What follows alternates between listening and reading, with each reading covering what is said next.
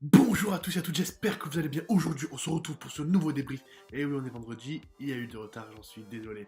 Pour ce débrief de WWE SmackDown Live. Et le moins que l'on puisse dire, c'est que ça a été un SmackDown explosif. Changement de dernière minute, changement de ouf et une consécration pour un catcheur qu'on aime tant. Tout de suite, le débrief. Mais juste avant, je vous invite à aimer la vidéo, commenter, à vous abonner et à partager cette vidéo et la chaîne Reos Catch. Je vous remercie. On passe tout de suite au débrief du WWE SmackDown Live. On commence avec le New Day qui depuis quelques semaines essaye de hisser Kofi Kingston à WrestleMania pour affronter Daniel Bryan pour le titre de champion de la WWE.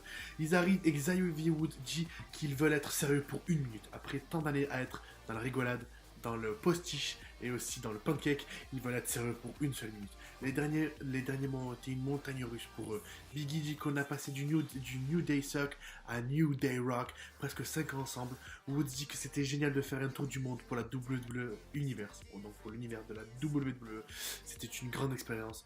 Merci à la WWE. Mais Biggie dit que suite aux obstacles et dans le chemin qu'a eu Kofi, ils ont décidé de partir et de s'en aller de la WWE. Woods dit que c'était difficile de voir comment Kofi a été traité, et ce depuis 11 ans. Depuis 11 ans, il est à la WWE, et il n'a jamais eu de chance pour ce titre mondial, que ce soit Universal, WWE champion, ou même champion poids lourd. Ils vont prendre une décision finale lorsqu'ils auront des réponses. Donc ils attendent Vince McMahon de pied ferme, et ils demandent donc de faire un face-à-face pour discuter. Vince McMahon arrive et dit que oui, ils auront leur chance. Ils auront un gauntlet match ce soir en main event. Si The New Day gagne ce gauntlet match, Kofi Kingston ira affronter Daniel Bryan à WrestleMania pour le titre de champion de la WWE.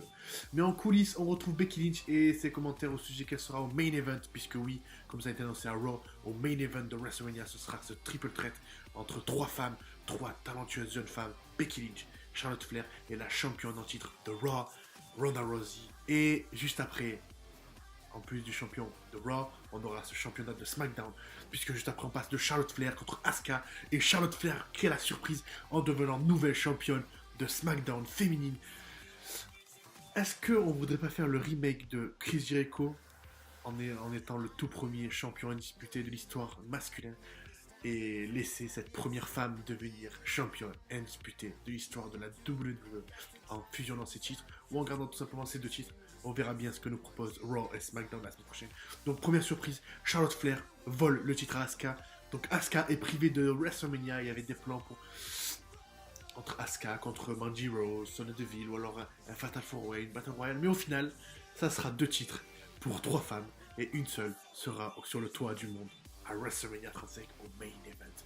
Juste après, on a Kurt Angle qui continue sa tournée d'adieu, puisque oui, il affrontera à WrestleMania Baron Corbin. Mais là, il affronte une ancienne connaissance qu'il a eue à la TNA et à la WWE par la suite. C'est le phénoménal AJ Styles.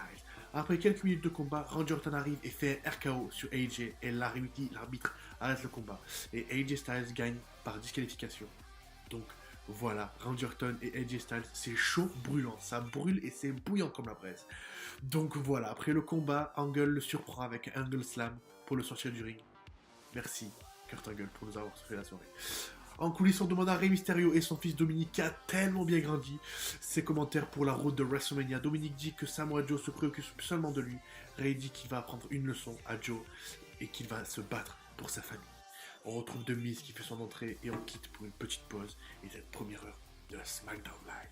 Mais juste après une courte pause, on retrouve The Miz et il dit qu'il reste seulement 12 jours avant WrestleMania, seulement 12 petits jours avant de donner une raclée à Shane McMahon qui, je le rappelle, a trahi son co-bestie, son meilleur ami, The Miz, à Fastlane en frappant son père et lui juste après cette défaite contre The Usos.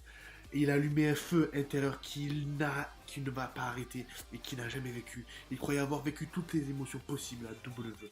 Mais Shane a rendu cette histoire personnelle lorsqu'il a frappé dans le dos et il a attaqué son père. La musique de Shane arrive et dit que il est accompagné de gardes de sécurité et il arrive sur la scène avec des anciens qu'on connaît, Primo Colon, Sanity et Shelton Benjamin. Donc voilà, on arrive avec des jobbers. Shane dit que la sécurité est ici pour assurer celle de The Miz et reste protégé de lui. Et il ne peut pas croire que Miz veut vraiment cette stipulation. Donc, c'est officiel. Ce sera Shane McMahon contre The Miz dans un False Count Anywhere match. Dans un match où le tombé peut se faire n'importe où, n'importe quand et dans n'importe quelle tribu. Là, c'est officiel. On va de surprise en surprise dans ce SmackDown qui est vraiment excellent. Juste après, voilà, je passe ce blabla. Ça a été accepté. Le False Count Anywhere, etc. Ils se battent avec Sanichi, Shelton Benjamin, etc. Et on arrive déjà au main event. Oui, déjà. Parce que c'est encore un gauntlet match. Franchement, je crois qu'en 2019, ça a été l'année des gauntlet match. Je crois que entre janvier et aujourd'hui, donc en mars, on a eu 3, 4, voire 5 gauntlet match, que ce soit féminin, masculin. Et donc, c'est The New Day. Si The New Day gagne, Kofi Kingston ira à WrestleMania. On commence le premier match entre Xavier Woods et Biggie contre Luke Gallows et Carl Anderson, The Club. En fin de round, qui vient de commencer, Biggie et Woods font un up-up-down-down sur Anderson pour le compte de 3. Juste après, ils enchaînent contre cette équipe fait à la vite, Shinsuke Nakamura et Rusev. En fin de round, là aussi, Biggie et Woods font un up-up-down-down sur Nakamura pour le compte de 3, alors que Rusev était sonné. Très bonne entame de New Day. Et juste après, ils affrontent une des plus grosses équipes, les plus dominatrices de la WWE, The Bar, Sheamus et Cesaro. Pareil, ils s'en sortent et gagnent.